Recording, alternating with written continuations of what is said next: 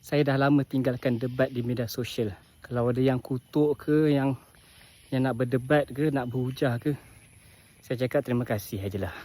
Sebab debat di media sosial ni macam buang masa. Dalam mengulas sesuatu isu, kita punya neraca pertimbangan. Dan orang lain yang tak setuju dengan kita, dia punya neraca dan pertimbangan juga. Neraca yang saya pakai ialah neraca Al-Quran. Baik dan buruk sesuatu perkara bergantung kepada apa Al-Quran kata. Tapi orang lain yang tak suka kita ni, pertimbangan dia apa? Pertimbangan dia hawa nafsu, pertimbangan dia ekonomi, duit.